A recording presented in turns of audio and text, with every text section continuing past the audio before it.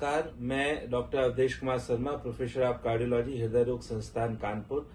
आज मैं बात करूंगा उन कंडीशंस की जिसमें हार्ट की पंपिंग कैपेसिटी नॉर्मल होती है। हम कहें कि हार्ट का इजेक्शन फ्रैक्शन 55% या 60% से ज्यादा होता है, लेकिन फिर भी इन पेशेंट्स को हम लक्षणों के आधार पर हार्ट फेल्योर की कैटेगरी में डिफाइन करते हैं कि इन पेशेंट को हार्ट फेल्योर की कंडीशन है, बावजूद इसके कि इनका इजेक्शन फ्रैक्शन और पंपिंग नॉर्मल है। तो ऐसी कंडीशंस को हम heart failure with preserved ejection fraction कहते हैं। तो बहुत से लोगों की शिकायत होती है या कहते हैं वो कि सर इको में हमारे हार्ट की पंपिंग नॉर्मल है, फिर भी आप हमको हार्ट फेल वाली कंडीशन बता रहे हैं और इसमें हमारी सांस फूल रही है, तो हमें क्या प्रॉब्लम है। तो मैं यहाँ पे बिल्कुल स्पष्ट कर देना चाहता हूँ कि हार्ट की पंपिंग ही हार्ट फेल्योर को डायग्नोज करने का क्राइटेरिया नहीं है। बहुत सारी heart failure with preserved ejection fraction की ऐसी कंडीशंस होती हैं जिसमें बावजूद पंपिंग के नॉर्मल होने के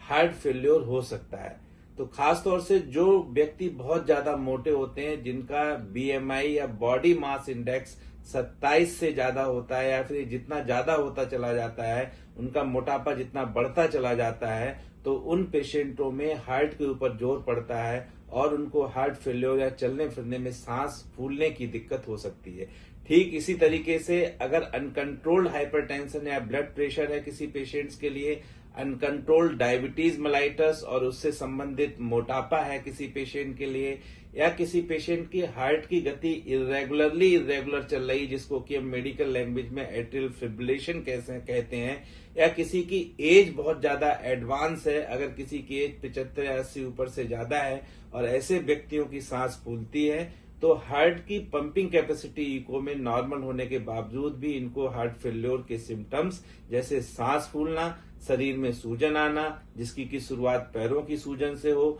आत्यतिक थकान होना, ऐसे लक्षण हो सकते हैं। तो अगर किसी मोटे व्यक्ति को या किसी अनकंट्रोल्ड डायबिटीज वाले पेशेंट्स के लिए या किसी अनकंट्रोल्ड ब्लड प्रेशर वाले पेशेंट के लिए या किसी बहुत ज्यादा एडवांस एज में या बहुत ज्यादा